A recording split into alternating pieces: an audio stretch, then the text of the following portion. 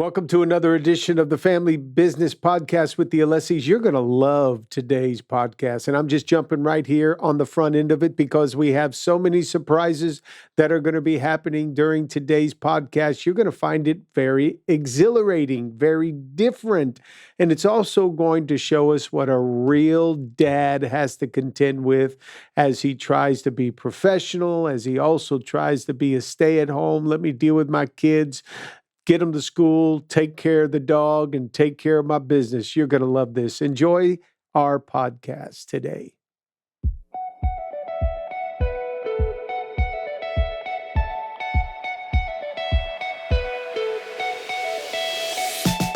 Well, hello and welcome to another episode of the Family Business with the Alessis. I'm Steve Alessi, and today I have a guest joining me all the way from Nashville, Tennessee. His name is Jonathan Pitts. Everybody give it up for Jonathan Pitts. Glad you're with us today, Jonathan. Hey, Pastor Steve. Good to be with you today. Glad to be alive another day and another opportunity to just share the goodness of God. So that's it. Glad to be here. Well, here's what we try to do at the Family Business Podcast. We have a little tagline saying family is everybody's business. And so that's why we come and we like to be able to talk about family matters, working together as family members. That's what we do as a church, which brings me up to how you and I met, because we met because my wife, Mary, has done some ministry at Dr. Tony Evans' church in Texas, and Priscilla Shire is a dear friend of my wife, Mary, and your family to all of the Evans family. I'll never forget seeing Mary sing on the stage at Oak Cliff. I think the first time I saw her was probably like Family Vacation Bible School in June, which this church does every year. And grateful. It makes me actually go back to just the goodness of God in my life, and even putting me into that family. He just dropped me into this family who I had no idea who they were, and God just used them and their ministry to literally change the trajectory of my life. So really grateful. Yeah. And grateful to have spent some time with your wife and to know you. And by the way, you have a beautiful family. I was just looking on the main picture on y'all's website. I was like, gosh, man, this is a beautiful family. So thank you, Jonathan. Thanks, buddy. I'll tell you what, we have a new one too. Pretty exciting. My oldest daughter just gave birth 2 weeks ago, yesterday or so, to our little Gianna, little precious thing. Wow. So life's good. But listen, I'll tell you, Mary's, as you know, when you're on the road and you're traveling through all different kind of ministry environments and churches, it's very easy to come across some of those environments where you just feel a little icky. But she loved going out to Oak Cliff and hanging out with the whole family, because what Mary always came away from was when she left, she always loved the whole family dynamics of the Evans family, that, man, everybody sat together, connected together, even after the services where they would have lunch together. And she said, man, Dr. Tony, the grandfather, would sit down, call the boys over to him, the grandkids, and just have some real heart-to-heart conversations with them. And Mary loved that. So that was always a highlight for her whenever she came back. It wasn't so much the ministry, because she loved the ministry part of it, but that's the job. That's what we do. But the family part of it is what so inspired and blessed her. So you got some good relations there. It's beautiful to see. Yeah, it's definitely what I miss the most about Dallas, just being with family. Once a month, every first Sunday of the month, we'd actually get together for a big lunch. And they still do it. I'm just not in town. So I've been there probably once or twice since I moved away a couple of years ago. But anyway, there's a high value on family. Psalm 128, Dr. Evans' life verse, talks about the family and being around the table. And it's been a big key for him. And, it's funny, is he gave theological teeth to what I experienced as a child growing up with my own father and my own family, just close family. And, I'm really, really grateful. So, yeah. Now, talking about family, you and I chatted Monday morning, bright and early, and you were dropping your two 13-year-old twins off to school. So that's That's your job, man. You take care of those kids. You don't let them take a bus or somebody else to take them. You're right in their life, aren't you? Yeah, well, there's no bus that goes to their school except my car. And it's actually right now my two 13-year-olds, my twins, and then my 15-year-old as well. My oldest, who graduated, she's just graduated this year. She's homeschooled herself the last 2 years. So she's a go-getter, but I've been driving through to school. I try to prioritize whenever I'm not traveling, just being, just doing the regular things, being there, like taking the girls to school, having conversation on the way. Today they were videoing me because they were playing some Justin Bieber song and I was singing and kind of dancing to it, And so it's actually a kind of just a simple thing I'll probably really miss in a couple of years, Yeah. So yeah, you will. But yeah. then again, they bring other beautiful blessings and joys into our lives, and it's good. It's a great journey, and that's the focus that we try to bring to people in our podcast is the value, the intentionality, being inserted into your kids' lives and not leaving it up to somebody else to parent them, not even leave it up to somebody else to befriend them to the degree that they feel like all their world is outside the home. We feel that is just so important. And those 13-year-olds, those twins of yours, your girls, they'll always remember these times.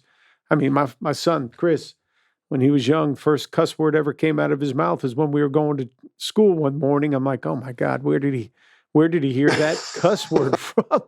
Come to find out, he learned it from a friend of mine in the church. So it's amazing what you learn in church and on your way to school in the morning with your kids. So life's good. But listen, you have a book that you have written. Pastor Steve. This is recorded. Can you pause for a second? We'll pause for a second. I'm gonna talk. Take care of the dogs. Okay, 1 second. This is too cute, man. This is what we call a live podcast. Jonathan's got to take care of his dog. How cute. And he's holding his dog. All right. It's family business, which includes my guy Max here, and there's somebody on my porch. I don't even know what this guy's doing, but he's walking around my porch right now, and my dog's going nuts. So okay. I'm so sorry. It's not. Don't worry about it. You able to focus on me? You good? I can. I just hate that. I don't know if you guys just keep rolling with it. We roll, but let's roll. Okay. This is what it's All about. Right. We like to describe our podcast as this way. This is what we do on the back porch of our house. We just chat.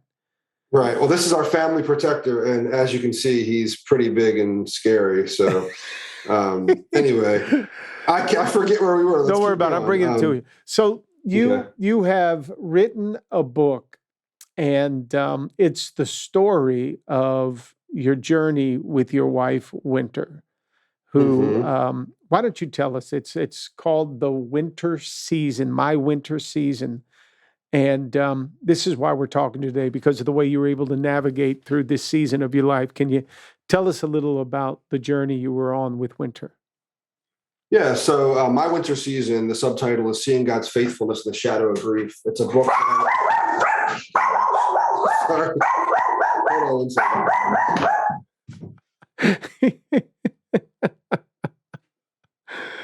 That's all right. We wanted to do it live.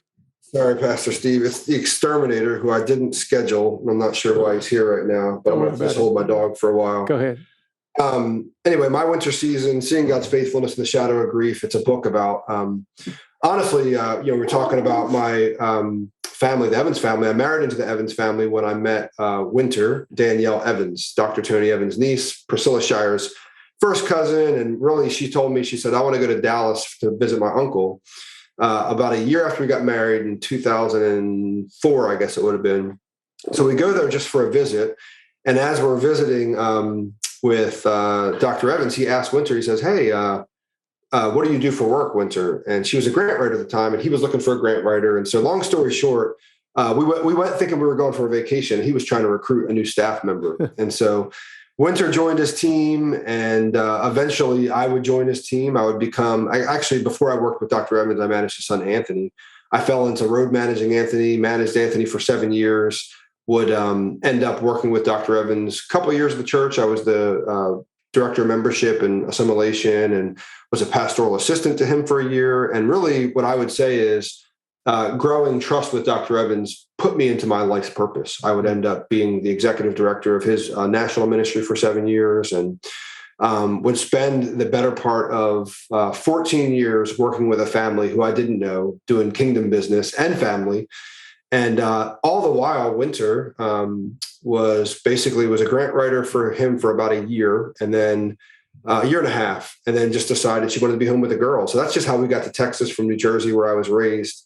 And she would basically be with the girls for a couple of years. Was like, God, what's my purpose? I feel purposeless just being a mom, and I feel like you've got more for me. And she wrote on the postcard. She would tell this story. She wrote on a postcard one day, delight yourself in the Lord and he will give you the desires of your heart. And she put that Post-it note in her closet. She would just basically meditate on that day after day.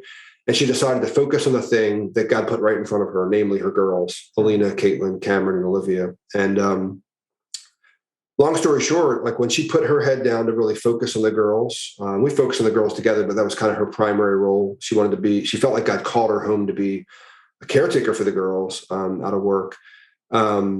But a couple of years into that journey, she realized there was a real need. Our oldest daughter was 7 at the time, and she couldn't find any content for little girls. So she basically started creating with a free copy of Adobe InDesign. She downloaded the free copy of the software and started creating a resource that would eventually become For Girls Like You magazine. She would basically begin publishing a magazine every quarter and getting that out to as many girls as she could. And we basically built a life and ministry together. We'd start doing ministry together. We had never done that before, but because I was kind of like an administrative executive, I started kind of helping her on the back end of her magazine, and we just worked together. And then eventually her publisher was like, hey, would you guys ever consider writing a book together on parenting? And I'm like, I'm not an author. That's not what I do. And as God would have it, he'd pull me into kind of more, I guess you'd call it, the front lines of ministry on the, in the front lines of it, as opposed to in the background, right, was used to being. And we do that from 2011 to 2018, published a couple books together and kept working together. And we're really excited about life. And then God called us to Nashville out of nowhere. 2018, summer 2018, he called us to Nashville. We'd buy our house together on June 10th and move in the next day. We'd enroll our girls in their school here in town. And ultimately, we spent about it was like 5 days setting up our house here in Nashville. Then we went back to Dallas for me to do my last week of work with Dr. Evans. And it was actually at that point that we were actually staying at Priscilla Shire's ministry property, kind of a guest house she has. And Wynter took a nap. And as fast as these words are coming out of my mouth, Wynter had a heart dysrhythmia. And, I always say, where I had, it's the worst chaotic moment of my life, biggest traumatic moment of my life, where she had a cardiac dysrhythmia, her heart got off rhythm, and she passed away. But I'd say it was the most peaceful transition for her, because she quietly glided into the kingdom of God. So that was summer 2018, July 24th, 2018. And we spent a couple of years in really deep grief. But what's really beautiful about that is those couple of years of deep grief for me, sorry, this dog is a mess. A couple of years of deep grief for me were really transformative for me in seeing the goodness of God in my life. Like, God was faithful, faithful, faithful. And there's a verse I live by, Psalm 34:7 says, the angel of the Lord encamps around those who fear him, and he rescues them. And I would say the story of the last almost 4 years of my life now has been being rescued by God, mostly through his people showing up in my life. And family that I knew I had, but I didn't know how much they loved me, coming to my aid. My sister moved in with me, lived with me for almost 2.5 years. God would eventually send my new bride into my life, who's now a stepmom, which is still a funny thing to say for her or for I. It's just a funny word. And anyway, we just have found ourselves healing and seeing God's goodness even in the shadow of grief. And so that's where we are now. So Yeah. Wow. You share this so peacefully and sweetly and tenderly at this season of your life, and it's so good to see that weeping does endure for a night, but there is joy that comes after that mourning period is over. And I'm so thankful for that. For the listeners, Wynter's name, Wynter, Pitts, Wynter Pitts, Pitts. It's just did a quick Google search here and saw all the different writings that she has and what you two have been able to put together back in the day. And great resources that you've been able to have together. Wonderful. I wish some of our listeners can grab hold of it. Tell me how you've navigated with your daughters through this. Yeah, I mean, I think the thing that I would say that is true of any person leading through any trauma um, is that you will always be a person leading through that trauma, short of God, like miraculously healing that person and removing that trauma from their lives. So for me, as a dad of four girls who have lost their mom, I'll always be a dad of four girls leading through the loss of their mom. And so it doesn't matter whether it be the first couple months after Wynter passed away, or then navigating school and complexities of other girls having their mom show up at the school for different things, or their proms or their graduations or their weddings or having babies. Like there are going to be moments that happen in their life that I'm always going to have to show up for a little bit differently. And so I'm on this journey of learning how to show up and be a non-anxious presence in a moment. You think about, like with the girls, Mother's Day just happened. And when Mother's Day happens, it's always a little bit different and it's always a little bit weird. And all the girls respond a little bit differently because they're different human beings with different personalities and different experiences. And I'm trying to be, and now my new bride are trying to be non-anxious presence in their life that can just be the hands and feet of Jesus to them when they need it most. And that's not easy because as a parent, like that's like oftentimes like what comes out as trauma for them comes out as really wounding for you, because it can be really easy to take some of that stuff personal. And so I'm really trying to do the best I can to, even like I think about the words of Jesus, forgive them, Father, for they know not what they do. Like, just think about that. Like when you're even like you have four kids, right? Yep. With your four kids, I'm sure you've walked through some things and you've been hurt as a dad and they don't know they're hurting you, and it's just like, that's where I'm at now, is like trying to figure out, how do I lead my family well, love my girls well, love my wife well, and still honor the story that we have, honor my wife, my late wife, who was a beautiful human being, who I am only where I am because of Wynter Pitts. Like, she's a massive part of my story. And so what's really hard is like we walk in a world where there's just brokenness all around. And what's really beautiful is the difference that the gospel makes in our lives is what people see, because walking through trauma, walking through difficulty, walking through pain, we get to live a different way and have a different hopefulness as kingdom people. And so anyway, I don't know if I answered your question, but that's kind of what I'm trying to do these days as a dad, as a leader, as a man, and as a husband, by the way. Right. Yeah. That's got to be a real challenge, bringing your new bride. And I love how you refer to her in your life, your new bride, because that's going to be, as we know, marriage in itself is just a huge adjustment. But now you're bringing her into your life at this season. And now the two of you are navigating the grief of the past with your daughters and her building that relationship with them. She's got to be quite the strong woman that you've been blessed with. Yeah, she's an amazing woman. She just like honestly counted the cost of what she felt like God was calling her to and what she was signing up for. And so I watch her walk with much grace, and she's custom built to be my wife. She's custom built to be in our family. And I'm really grateful. It's honestly, family blending is probably the scariest thing I've ever done, but it's also been really beautiful. And it's just been really neat to just watch how the Lord has just continued to bond her and I together, but also just build trust in our family and all that. And so, yeah, I'm really grateful for just what God has done. And it comes with its own unique set of challenges that she and I are having to take before the Lord, because there's so many things that we can't solve.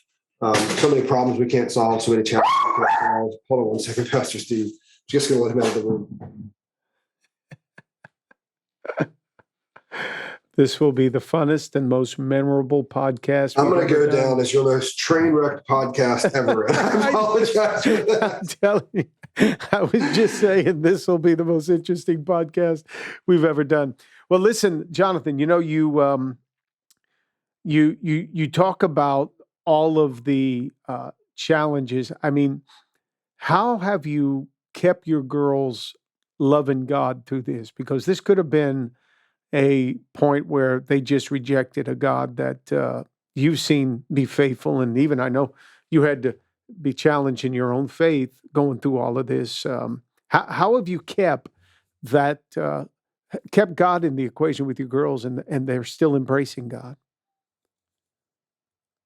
Yeah, I mean, I guess what I would say is, I'll tell you a story, and you're probably going to hear my dog bark in the background, but I'll tell you a story that really solidified my role in that. My daughter, my oldest girl, she's told this story, by the way, publicly, so I feel like I can share it. But she told a story one time. Oh, sorry, she one time was laying in her bed. I walk up the stairs. Stairs I'm sitting right next to right now. I walk up the stairs. I see her laying in her bed. This is 6 months after Wynter passed away. Yeah.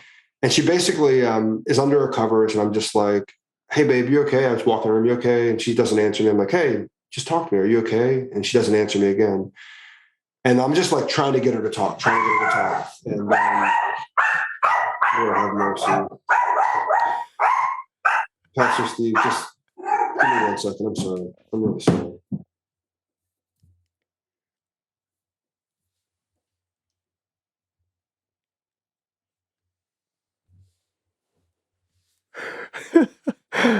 Oh my goodness! I'm I'm telling you. embarrassed as ever, to be honest. This has literally never happened before. But anyway, my daughter's laying in her bed, and I'm just trying to get her to talk, just trying to get her to share, and she won't share. And eventually, I'm about to walk out, and she says, "Hey, Dad, so I'm having a hard time believing that God is real, and if He's real, I'm having a hard time believing that He's good."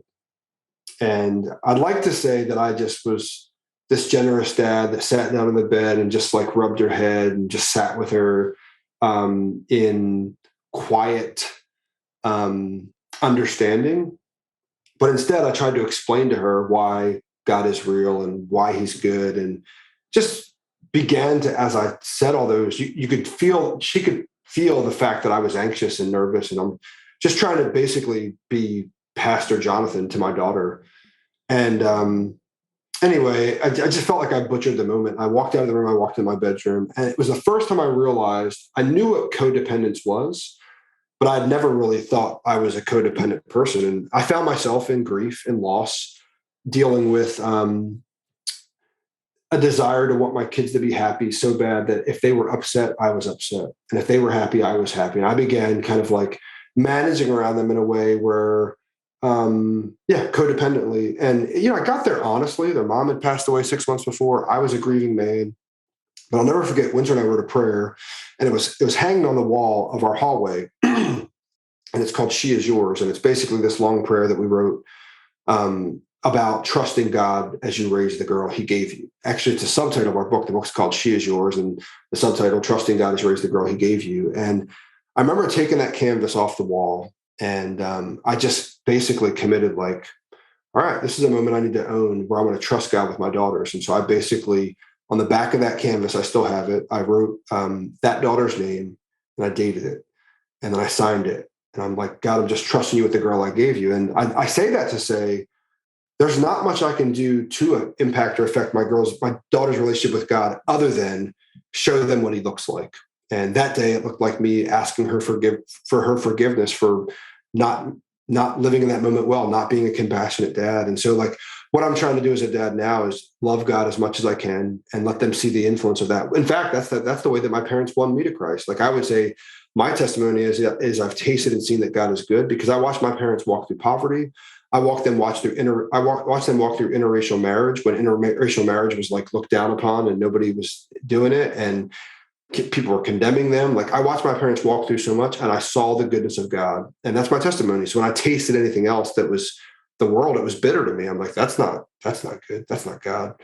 And so I'm just trying to do the same thing for my girls. They're going to have their own testimonies, their own stories, their own ways in which God draws closer to them, even in their pain, which I think is what's going to really give them a love for God like nothing else. And so prayer and being an example, I think, are the key things right now. Yeah.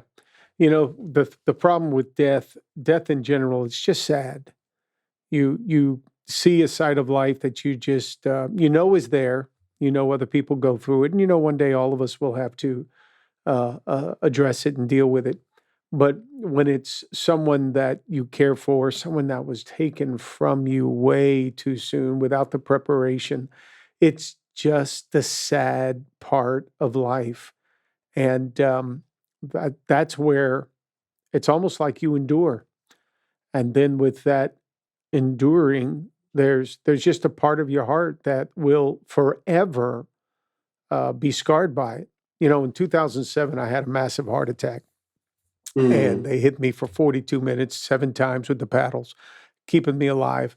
When it was all said and done, my heart, what they call the ejection fraction, which is where it pumps out the blood to the rest of the body, a healthy heart's in the 50s and 60s. Mine was in the 20s, so they're talking pacemaker at the time, and so on. What it ultimately came down to is I have an area of my heart that is scarred where the blood just didn't get to it during those 42 minutes when they were working on me while I was Wow. having the heart attack. And my whole deal when I came out of it for me was, you know what? I wrestled with life because life is real. I wrestled with life and I came out with a limp. Jacob wrestled with the angel of the Lord, came out with a covenant that he would still live, but he limped moving on from there on. And when our heart takes a hit like that, we just can't help but walk with a limp. There's going to be a sad part, there's going to be a scarred part. Sure, the restoration of God is amazing, what he's done for your life now with your bride and how you are blending the family together and all those challenges that brings to the table. That's there, but it's part of life. We will have a time where it's just sad. Things happen. Hmm. And it doesn't mean God is any less good. It just means life is tough. Life isn't always rosy. It's not always that tiptoe through the tulips. And we definitely go through those challenges. Which brings me to this. You have a podcast yourself called The Journey with Jonathan Pitts. Tell me a little about your podcast. What are you telling people today? Yeah, well, season one of the podcast, and it's on the Christian Parenting Podcast Network, which they've been really good to me, Christian Parenting. But season one was really just me telling my story, my journey. And so if somebody wants to listen to more of the journey that I went on and really how I saw God's goodness in very specific ways, they can listen to season one of the podcast. And that's really when I say the verse, like the angel of the Lord encamps around those who fear him and he rescues them. I tell stories of how God rescued me, my Mm, sister, a woman named Nicole, Anthony Evans, my brother, my other sisters, my parent, like just all these ways that God met me. That's season one. Season two, I basically tell the story of other people who have been rescued by God and how God rescued them. And then season three is really I talk generally around parenting and kind of what I'm walking through now, interviewing other guests on topics from everything from pornography to marriage to just dealing with all kinds of things that you deal with in family and in humanity. And it's a little bit of a mix, but it's a lot of fun for me because I just love to have conversations and I love to learn. And so I feel like I'm even learning as I listen to my podcast, especially as I talk to other guests. And sometimes as I process out loud my own emotions, I learn, And so it's a little bit of a mix, but yeah, thanks for the shout out on the podcast. So. yeah. That's how we get through as a family, working together with all four of us. And now we got two in-laws in the mix. So all six of the kids working up alongside Mary and I. This is Wow. our counseling room right here in our little podcast booth. We get to be able to flesh it out on a regular basis, invite others to join us in how we get it done and how we stumble and how we get back up on our feet. And so I know what you mean by it's therapy for you, man. You get out there and you get on your podcast and you're getting your own therapy, your own counseling to help you through your challenge. But I'm glad you mentioned that season one because I can't encourage enough our listeners to go and locate your podcast and listen to how you navigated through those early days. And that's the inspiration of all this. And Jonathan, that's why I wanted to have you today. It's because I'm Hmm. inspired by your life. I'm inspired by your story. I'm inspired by your passion for still the things of God, passion for your new life that the Lord has allowed you to move into. So I know we had a dog kind of Gosh. interrupt, or better yet, join us today on the podcast. But He did join us. I think it's perfect, man. There needed to be a little lightening of the atmosphere, because your story, it could be heavy, man. Yeah. Well, it's funny. We got Max. That's his name, Max. We got him in 2016. And the family bonded with him, the girls bonded with him, and then Wynter passed in 2018. And what's funny is he's been a consistent, just presence here that has lightened things up for us. And so it's just interesting how God gives you even little pictures. He's lightening our podcast, but this little puppy's also lightened our life the last several years. And I'll tell you what, I'm grateful for where God has me. You said the thing about the burdens that will carry the limps that we have. Jesus, the Bible says that for the joy set before him, he endured the cross. And I keep my greatest hope is in the fact that there's always joy set before where I'm at right now. There's a greater joy, and eventually, obviously, that's eternity with the Lord. But like even in the here and now, we can have hope because there is joy on the other side of our pain, especially if we're in Christ, because God's working all things together for good, the good, the bad, the ugly. That's what Dr. Evans always used to say. He works all things together for good, the bad, and the ugly. And so I feel like that's happening in my life right now. I'm grateful. And in the places where there is wounding and trauma and difficulty still, because things are still broken, I'm remaining just as hopeful and leaning into God's grace in the midst of that as well. So, yeah. Well, if you keep doing what you're doing, Jonathan, life definitely gets rich. It may not always be better, because how do you replace it's almost like a Job experience. I know the Lord blessed them on the other side of all the loss. But life does continue to get rich, especially with those girls and all that they're going to bring into your life. And man, every challenge I've ever been through is, if it's produced this in my own life, man, I'll take it any day, and I wouldn't trade it for anybody. So life's good. Thanks so much for joining us today on the Family Business Podcast with the Alessis. Jonathan Pitts, you got to go out, listen to his podcast, The Journey, and pick up his book, My Winter Season. Thanks so much for joining us today, brother, and let's stay close. Bless you, Pastor Steve. God bless everybody. Take care. Hey there, if you enjoyed this episode of the Family Business Podcast with the Alessis, then you'll want to know we've got more insight, more encouragement, more great conversations that we can have on Sundays, and even some surprises coming your way. So you want to make sure you subscribe to our channel and watch one of these next videos here next, because remember, family is everybody's business.